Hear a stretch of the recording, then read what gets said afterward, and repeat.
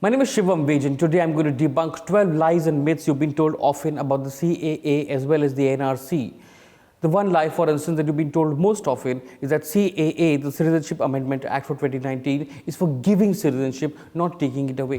To understand why this is a lie, you need to see the Citizenship Act together with the NRC. One NRC experiment just got over in Assam. Some 19 lakh people could not make it to the register of Indian citizens. These were 19 lakh people, many of them who were genuine Indian citizens. It's just that they didn't have the right documents to prove they were Indians. They didn't have documents about their parents and grandparents. Now, these 19 lakh people, some are Hindus, some are Muslims. Now, the BJP in Assam has been openly saying it will use CAA to treat the excluded Hindus as refugees and give them citizenship. Remember, the CAA allows non-Muslim migrants from Pakistan, Bangladesh and Afghanistan to get citizenship. In other words, CAA is like a parachute, but only for non-Muslims. And the NRC is what allows the CAA to fly. The BJP wants to repeat this exercise across India. CAA and NRC are twin projects. CAA is actually the formula which makes NRC possible for the BJP in such a way that it affects only Muslims. As Amit Shah said, आप chronology समझ लीजिए. आप chronology समझ लीजिए. पहले CA भी आने जा रहा है.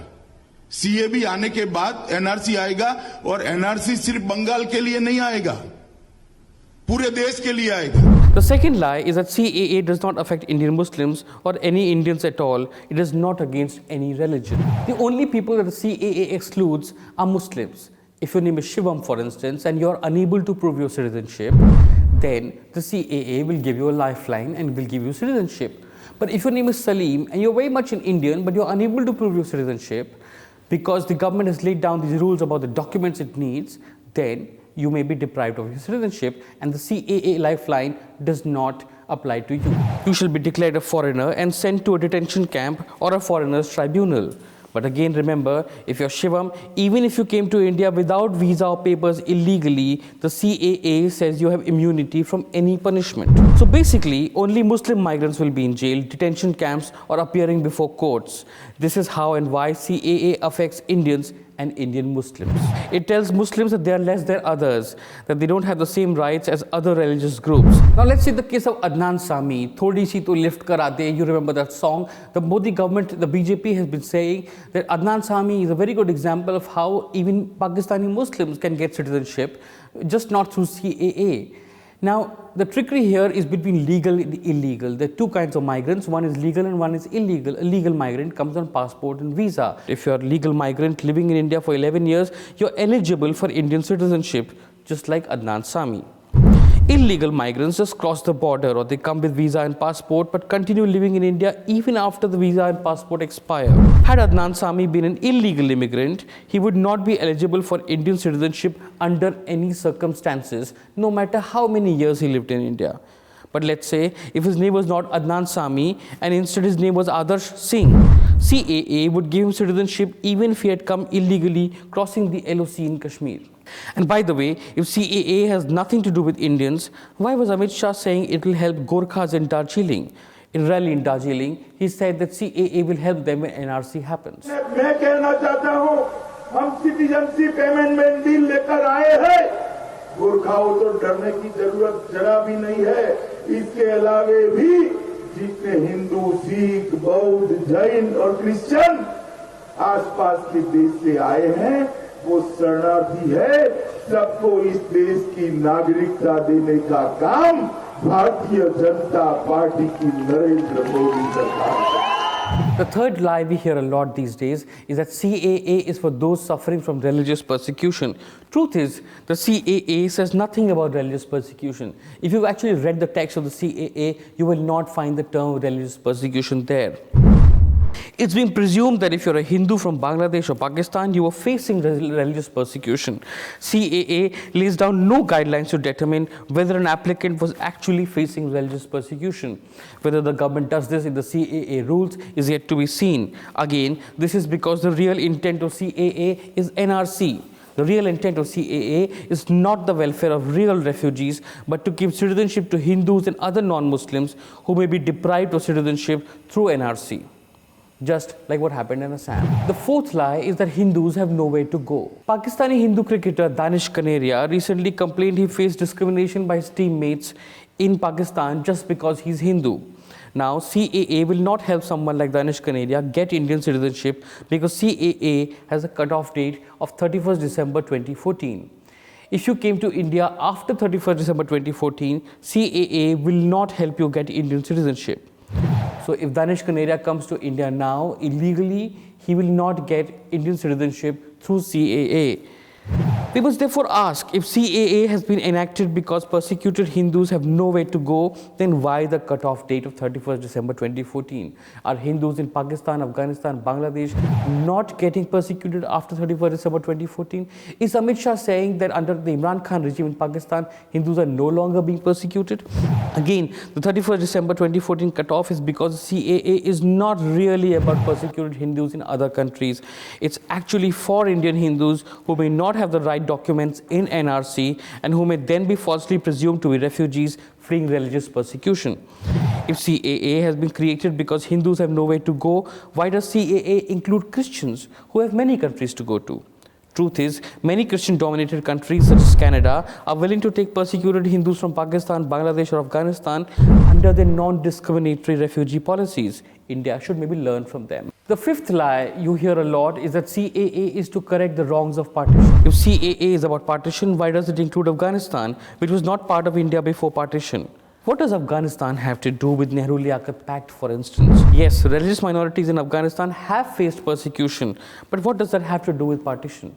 And if you include Afghanistan, which is not a pre-partition country, what's the problem exactly in including Myanmar, which was part of British India till 1937? The idea of partition was that Pakistan was formed on the basis of religion, whereas India was created on a secular basis where religion did not define your rights. Now, with CAA, that is set to change. Let's do the sixth lie, that CAA has nothing to do with NRC. This one is actually very easy to verify because Amit Shah and others in the BJP have themselves said again and again that CAA and NRC go together. To use Amit Shah's famous words, "Aap chronology samajh lijiye." नागरिकता कानून को लेकर पिछली बार जो नागरिकता कानून में संशोधन का मामला टीएमसी, कांग्रेस और कम्युनिस्टों ने अटकाया था, अब वो यहीं हारने वाले हैं। जिन्होंने वहां रोका, जनता उनको यहां रोकने वाली है और फिर हम पार्लियामेंट में वो कानून लाएंगे। इसी के साथ साथ एनआरसी के जरिए घुसपैठियों की पहचान का काम भी शुरू किया जाएगा ताकि पश्चिम बंगाल के लोगों के हक पर अवैध तरीके से कब्जा करने वाले लोगों को सही जगह पहुंचाया जा सके। And here's the seventh lie, that NPR is for census. The National Population Register is a register of all the people living in the country. It has nothing to do with the census. The first NPR took place in 2010. The first census took place in 1872. It is just that both are carried out by the Registrar General of India. But the census does not need the NPR. The census is conducted under the Census Act and the NPR is conducted under the Citizenship Act. Lie number 8, that no laws have been made for an All India NRC yet. Truth is, the government does not need any new laws or rules to carry out an All India NRC. The laws and rules have existed already since 2003. It was the Vajpayee government that inserted NRC in the Citizenship Act in 2003. So why don't we complain about it then? For one, the Vajpayee government went out of power and the Manmohan Singh government that came next did not say anything about carrying out an NRC. For two, it is only recently that we have seen what havoc NRC can create in Assam, for instance. Nobody in Assam is happy with the NRC, not even the BJP itself. Lie number 9, that Congress started NRC. Now this one is 100% fiction. No Congress government has ever made any law for NRC. It was made by the Vajpayee government in 2003. The 1951 NRC in Assam did not ask anyone to prove their citizenship. It was simply a record taken from the census. The Congress did promise an NRC only in Assam as part of the Assam Accord in 1985, but did not actually carry it out. The Assam NRC was carried out recently under Supreme Court instructions with the support of BJP governments in both the centre and in Assam. So it is false to blame the Congress for NRC. Let's take line number 10, that NPR has nothing to do with NRC. Truth is, the 2003 rules issued by the Vajpayee government clearly said that the objective of NPR is to be the first step for an NRC. The Modi government has also repeatedly said in official documents that NPR is the first step to NRC. NPR will ask you your nationality. That's the first step. In the second step, the government will ask you to prove your nationality. And in the third step, put your name in the National Register of Citizens if it is satisfied with your documents. Which is why it is fair to say that NPR is NRC. The 11th lie, that no Indian has to worry about CAA, NRC. The government says no Indian has to worry about NRC or CAA. Let's see why that's a lie. The Indians who have to worry about NRC or CAA are those Indians who the government might say are not even Indians. The government will define who is Indian and who is not Indian on the basis of whatever documents the government wants to see.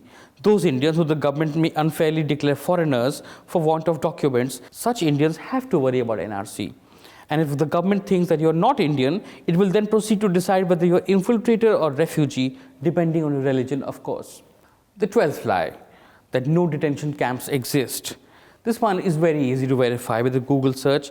Detention camps for foreigners exist in many states. There's one in Delhi too. In January this year, the Home Ministry drew up a draft manual for all cities and districts to have detention centers. This manual was sent to all state governments. The government informed Parliament that 28 people in Assam have died in these detention camps. If anyone gives you any of these 12 lies about CAA, NPR or NRC, just refer them to this video.